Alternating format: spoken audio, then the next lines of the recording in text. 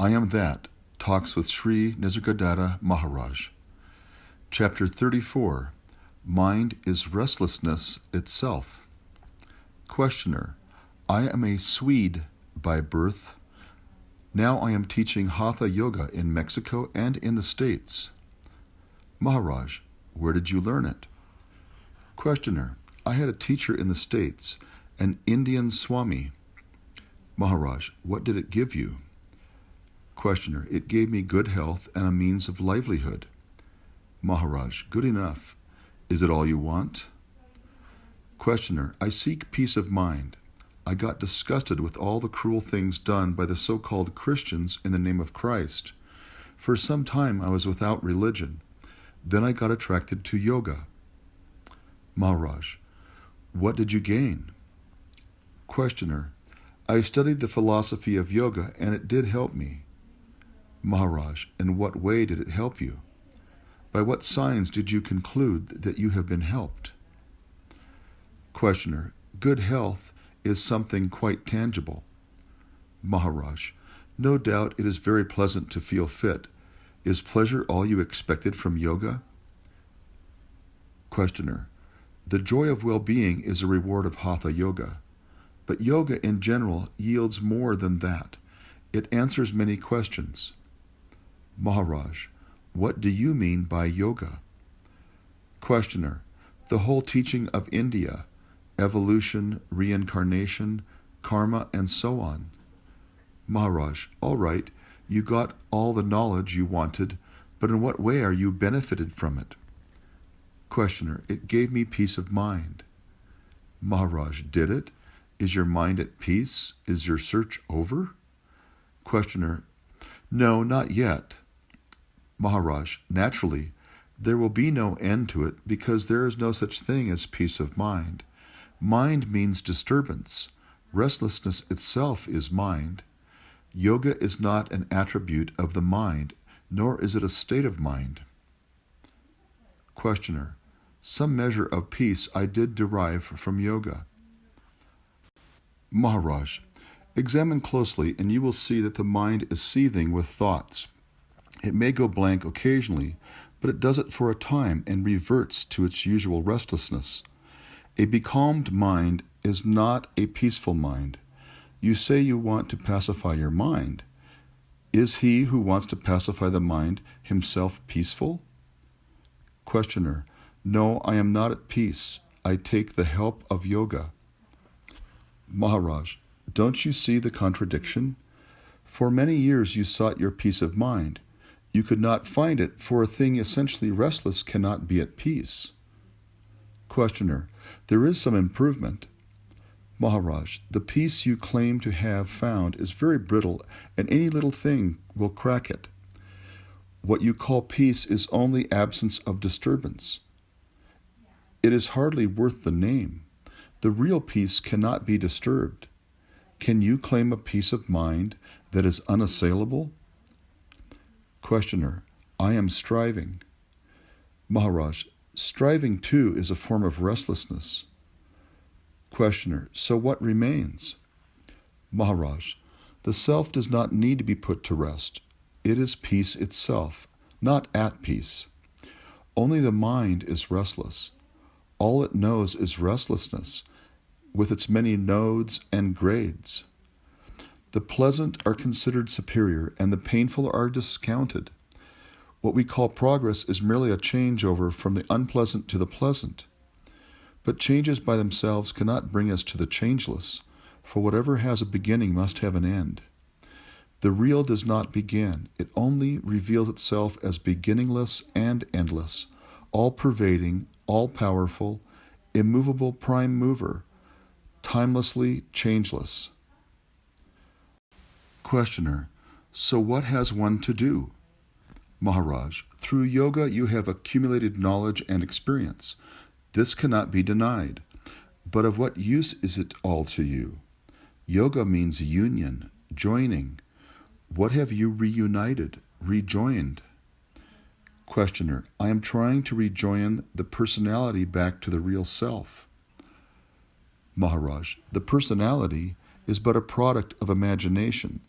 The self is the victim of this imagination. It is the taking yourself to be what you are not that binds you. The person cannot be said to exist in its own right. It is the self that believes there is a person and is conscious of being it. Beyond the self lies the unmanifested, the causeless cause of everything.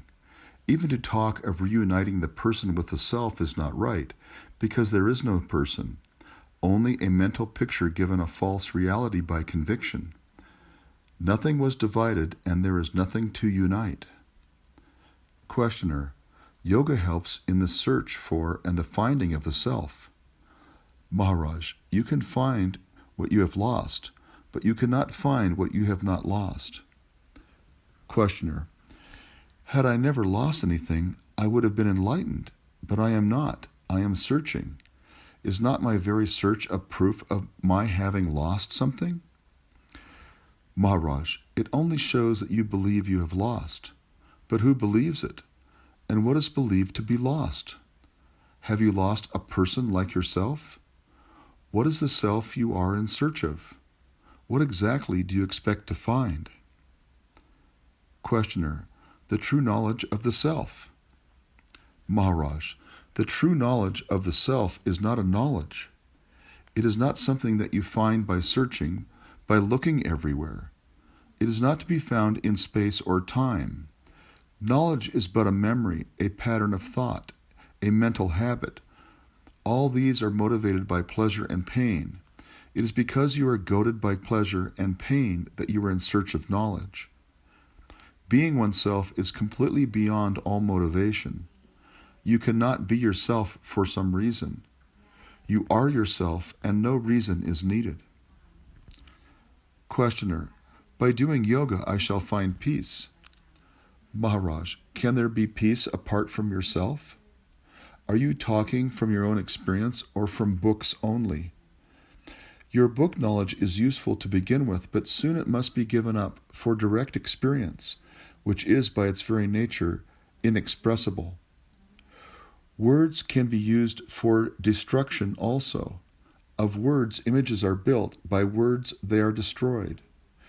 You got yourself into your present state through verbal thinking. You must get out of it the same way.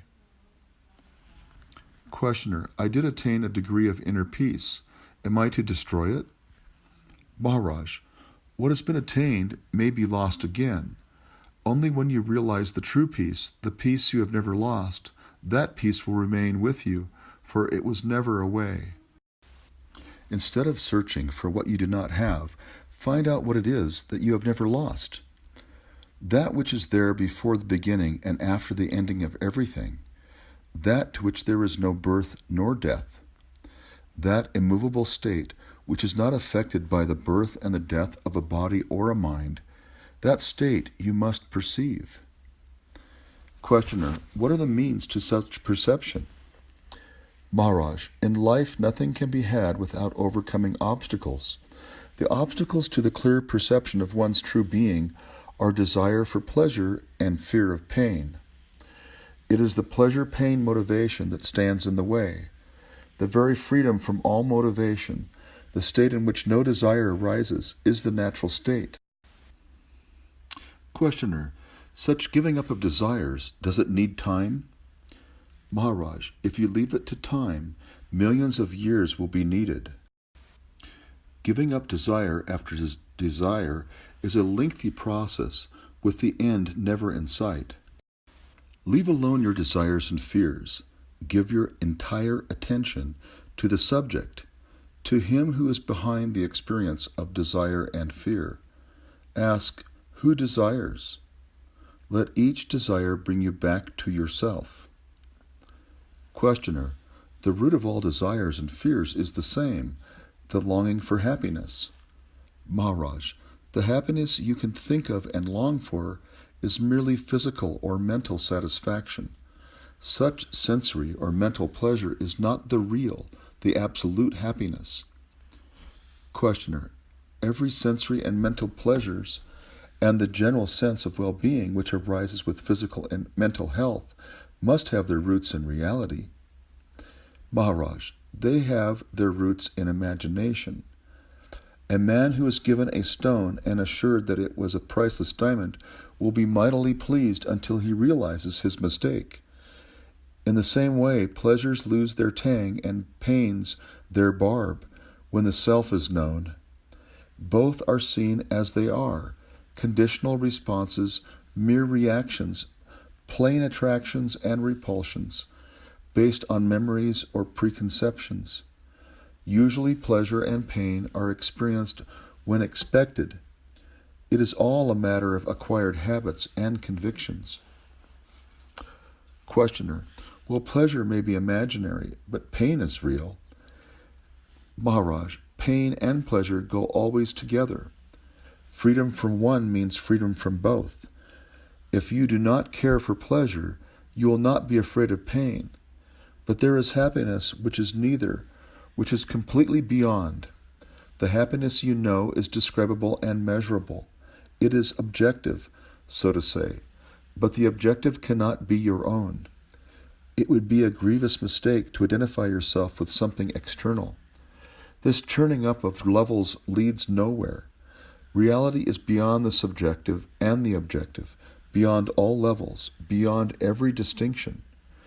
Most definitely it is not their origin, source, or root.